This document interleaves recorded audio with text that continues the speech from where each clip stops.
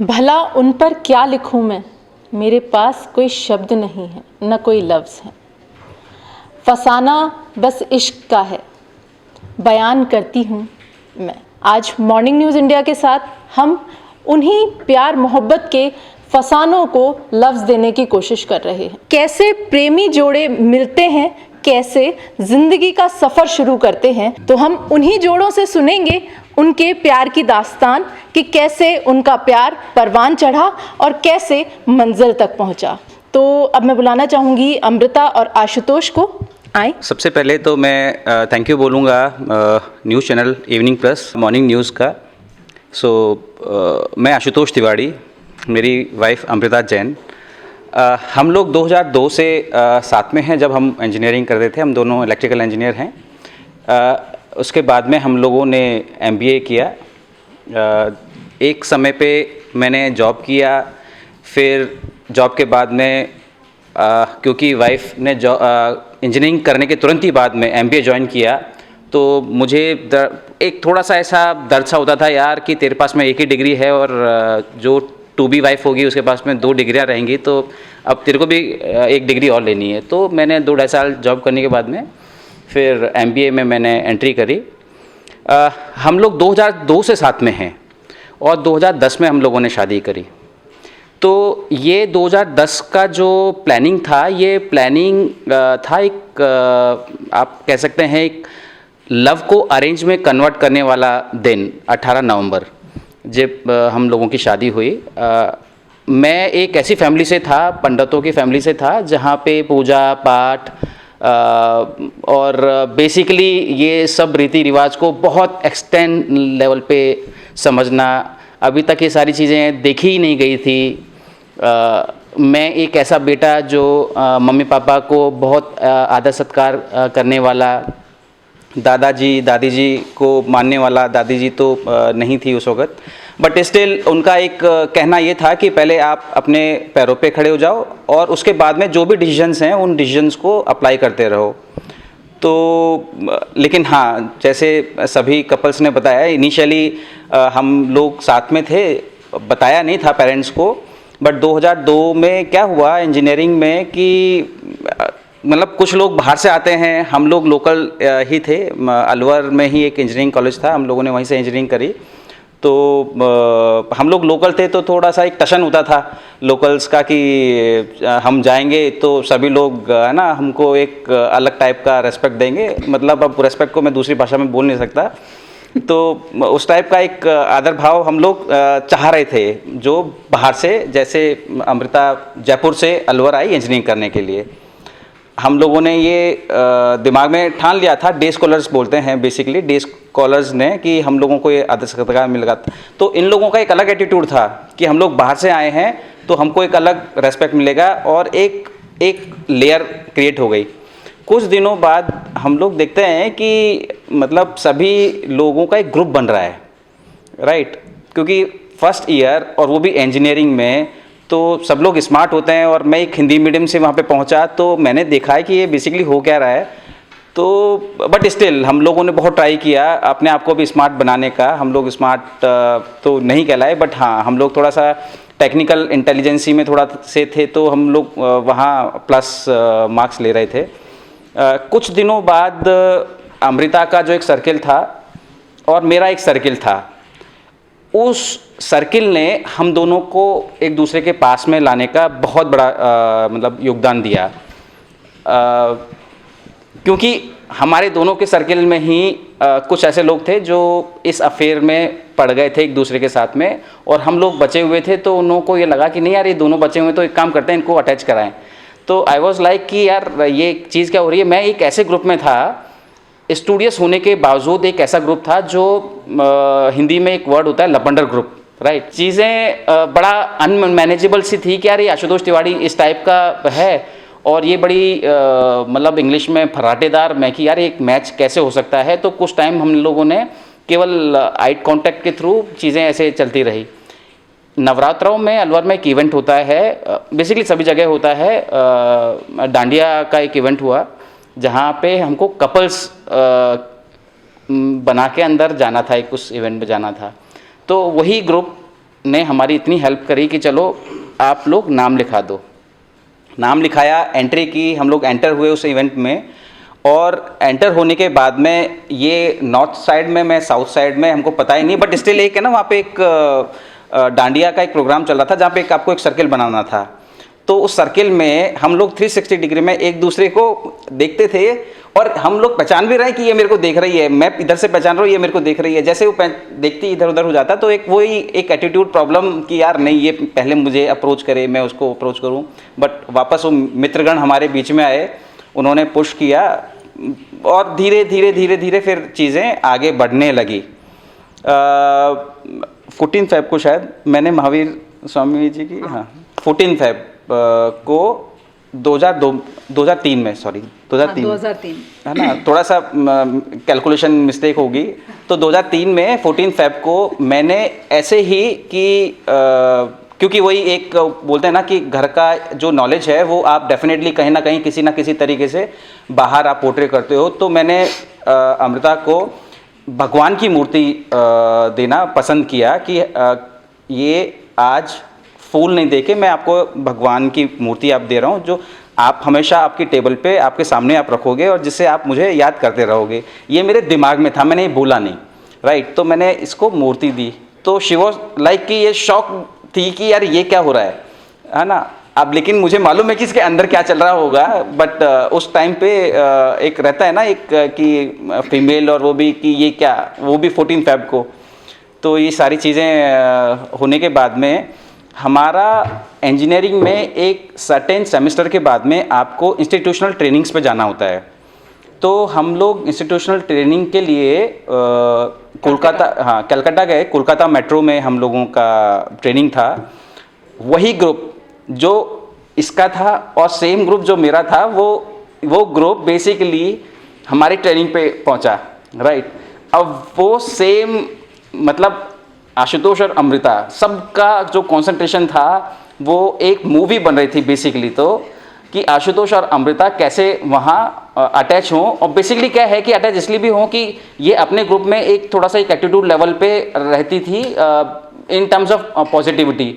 Same is with me, मैं एक अच्छा स्पोर्ट्स में था, थोड़ा बहुत एक ऐसे ग्रुप में था जो नॉन ग्रुप होता है, नेतागिरी टाइप्स का ग्रुप होता है और इस टाइप का चीज़ों में, और स्टूडियस तो चीज़ें थी। तो लोग बागों में हम लोग रहते थे।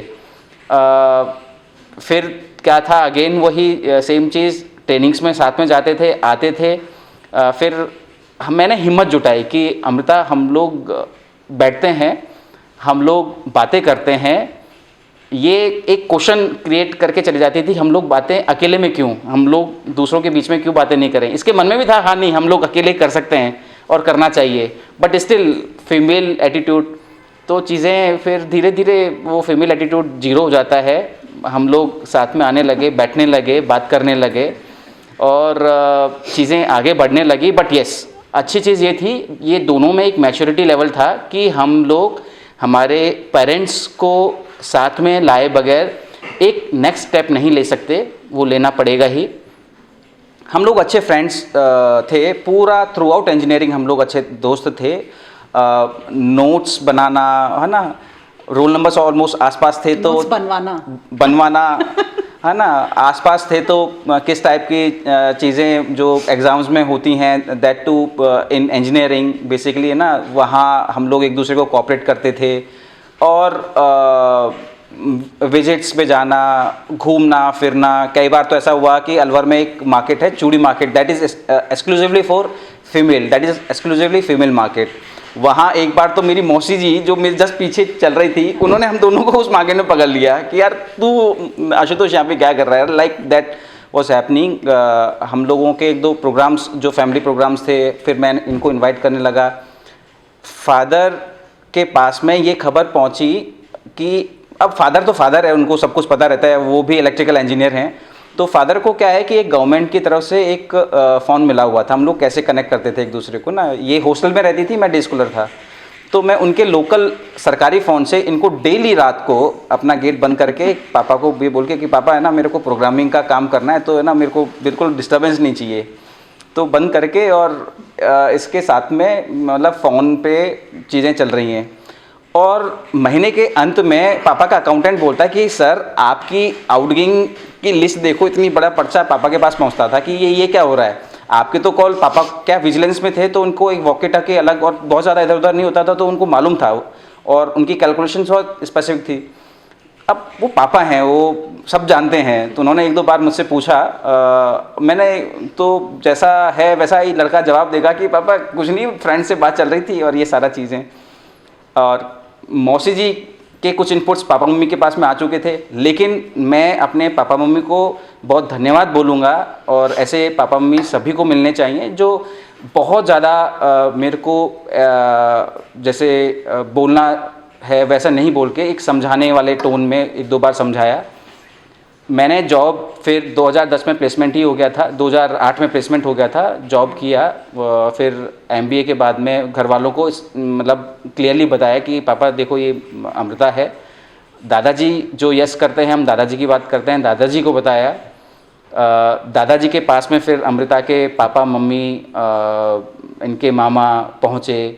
फिर बहुत दाल नहीं गली तो इनके मामा जो हैं वो मेरे फूफा जी को गुरु मानते थे, तो उनसे बात कराई, चीज़ें बैठी। फिर बाबा का ये था कि भाई बच्चा भी मैच्योर है, बच्ची भी मैच्योर है, दोनों जॉब कर रहे हैं, दोनों अपना सुख और दुख संभाल सकते हैं। तो ये चीज़ें हुई और आगे एग्जीक्यूट हुआ और आज मेरे 2 बेटे हैं, प्रत्युष एंड पार्थ, और हम दोनों बहुत अच्छे लेवल पे डिसीजंस लेते हैं। अच्छी बात अमृता की ये है कि ये मेरे को हर पॉइंट पे कोऑपरेट करती है और पूरी फैमिली को कोऑपरेट करती है। फैमिली को चीज़ें करने में क्या है कि कहाँ रिचुअल्स को निभाना है वहाँ अमृता रहती है। तो आई सीरियसली से कि यस आई लव हर, और ऐसी वाइफ हर किसी को मिले। तो सर ने बताया कि आप इंजीनियर, मैं भी इंजीनियर और इस लाइफ से गुजर चुका हूँ, और क्या वहाँ का माहौल रहता है और क्या वो बहुत अच्छे से आपने याद दिला दिया।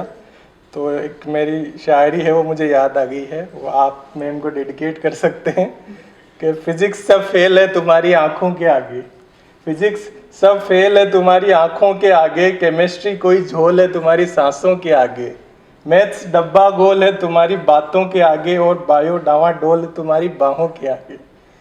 सारे सब्जेक्ट सारे कॉन्सेप्ट बदल कर रख दिए तुमने। जब आपने इनको पहली बार देखा, सारे सब्जेक्ट सारे कॉन्सेप्ट बदल कर रख दिए तुमने, सारे प्रिंसिपल सारे ऑब्जेक्ट पलट कर रख दिए तुमने, साइंस की समझ से बाहर एक अजूबा हो तुम, साइंस स्टूडेंट्स रह चुके इस बंदे की महबूबा हो तुम। Thank you so much. ये आप इनको डेडिकेट करो। Thank you. तो मैं कुछ डिटेल्स हैं जो फिल इन द ब्लैंक्स जल्दी से करना चाहती हूँ कि 14 फेब हम लोग ने आज तक कभी as such as a couple कभी भी नहीं सेलिब्रेट किया। वो फर्स्ट टाइम जब वो महावीर स्वामी का मुझे इन्होंने मूर्ति दिया, वो बहुत ही एक स्ट्रेटेजिक डिसीजन था इनका कि गिफ्ट दे भी दो और मना भी ना हो और गिफ्ट एक्सेप्ट भी हो जाए और फ्रेंड सर्कल में टशन भी मार लें कि भैया 14 फरवरी को गिफ्ट दिया और एक्सेप्ट हो गया, जो कि होता है। बट वो महावीर स्वामी की मूर्ति आज तक मेरे पास है, मेरे मंदिर में रखी हुई है वो मूर्ति। तो ये एक छोटा सा डिटेल है। और उसके बाद हम लोग आज तक कभी भी 14 फरवरी हम कभी आज तक सेलिब्रेट कर नहीं पाए, कभी कुछ रीजंस, फिर पढ़ाई के लिए मैं बाहर चली गई, ये जॉब के लिए इधर, फिर शादी, फिर अलग अलग रिस्पॉन्सिबिलिटीज़। तो एज सच कभी फॉर्मली जो 14 फरवरी यूजुअली कपल सेलिब्रेट करते हैं वैसा कभी हम लोग कर पाए नहीं हैं। But every day is 14 February, every day is Valentine's day. तो इसी नोशन में हम लोग विश्वास रखते हैं। और प्रपोज करने की बात जहाँ तक है तो वहाँ पे भी थोड़ा बहुत स्मार्टली इन्होंने प्ले किया कि डायरेक्टली प्रपोज ना करके इनडायरेक्टली पूछा कि वो हम जहाँ ट्रेनिंग के लिए जाते थे वहाँ पे एक नंदिनी करके लड़की आती थी, तो बहुत इनडायरेक्टली मुझे पूछा कि अरे यार पता है वो लड़की मुझे बहुत अच्छी लगती है, मैं सोच रहा हूँ कि उसको मैं कुछ बोलूँ, तो तू बता मुझे क्या कपड़े पहन के जाने चाहिए और ये वो, मतलब सारी चीज़ें मुझसे पूछ ली कि मैंने कहा ये शर्ट ये पैंट पहन लो, ऐसे ऐसे जा कर के तुम उसको प्रपोज कर सकते हो। और ये सारी प्लानिंग बैकएंड के अंदर में चल रही थी कि वो मुझे कैसे प्रपोज किया जाए। विक्टोरिया मेमोरियल हम लोगों के लिए काफ़ी मेमोरियल ही रहने वाला है क्योंकि वही लोकेशन के ऊपर आशुतोष ने मुझे प्रपोज किया था। तो इस तरीके से काफ़ी स्ट्रेटेजिकली मूव करते करते काफ़ी हिम्मत जुटाते और फिर हम लोग इस तरीके से साथ में आए। मोमेंट्स तो बहुत सारे हैं और मुझे तो एकदम ऑन द टिप्स याद रहते हैं आशुतोष को, जैसे यूजुअली आदमियों के साथ होता है कि वो भूल जाते हैं, बट मुझे तो ऐसा लगता है इट्स जस्ट लाइक येस्टरडे। मैं तो यही बोलूँगी कि मुझे एक एक मोमेंट, एक एक चीज़ अभी भी बहुत अच्छे से याद है। हम लोगों के 2 एयरबैग्स भर के हम लोगों के लेटर्स, कार्ड्स, फेयरवेल के टाइम पे जो चुन्नियों पे लिख लिख के हमने एक दूसरे को दिया था, डायरीज जो फिल करी थी एक दूसरे के लिए, मतलब वो सब कुछ अभी भी हमारे पास में रखा है। दिवाली की सफाई में निकलता है, झड़ता है और वापस अंदर चला जाता है, पर जब तक हम हैं तब तक वो हमारे साथ रहने वाला है। और जहाँ तक ये है कि हम लोग अब कई बार ऐसे मजाक में भी बात करते हैं कि क्या होता अगर मान लो हमारी शादी नहीं होती, तूने क्या सोच रखा था? तो मेरा जवाब तभी भी ये था और अभी भी यही मैं बोलती हूँ कि मैंने कभी कोई प्लान भी सोचा ही नहीं था। तो मैं शुरू से पॉजिटिव थी कि हम लोग साथ में आएंगे। थोड़ा मेरा फैमिली बैकग्राउंड भी ऐसा ही है कि काफ़ी इंटरकास्ट मैरिजेस, मेरे खुद के पेरेंट्स की इंटरकास्ट लव मैरिज है, तो मुझे ये था कि मतलब ठीक है, मेरी फैमिली की तरफ से रेजिस्टेंस नहीं आएगा। हाँ, आशुतोष की फैमिली की तरफ से अंडरस्टूड था कि रेजिस्टेंस आएगा, बट वो मैनेज हो जाएगा। तो मेरे दिमाग में कभी कोई प्लान भी नहीं था। तो आई वॉज श्योर डे 1 कि हम लोग तो साथ में होंगे ही होंगे।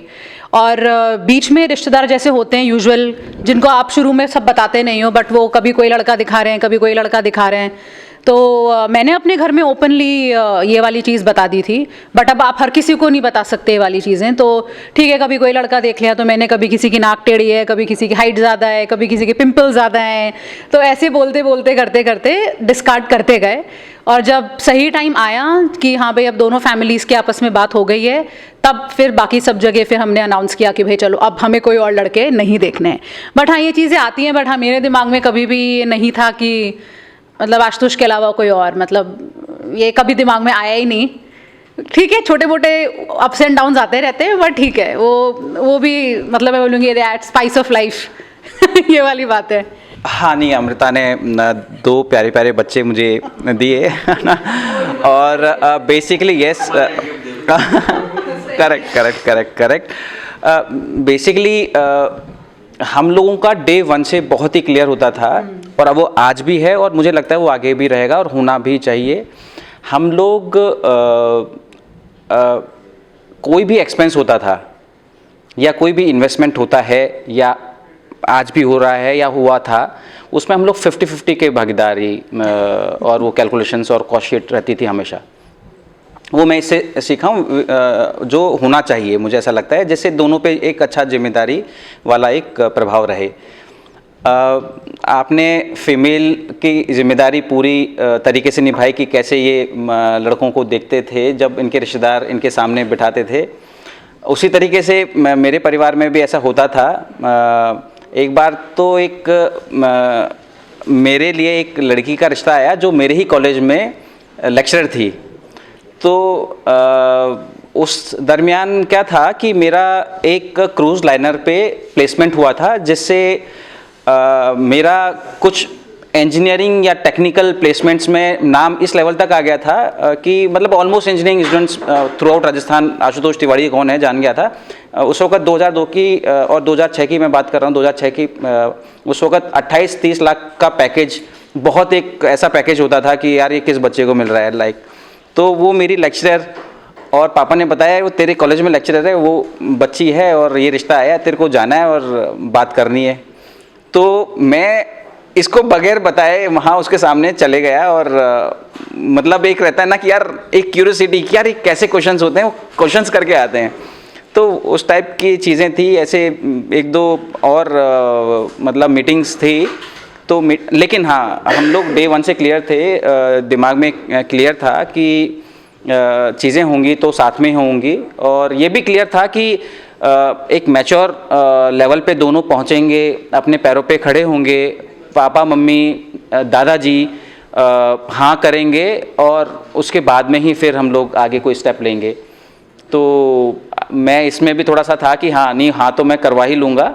तो फिर भाई और बहन ने भी इसमें काफ़ी अच्छा सपोर्ट किया था मेरा।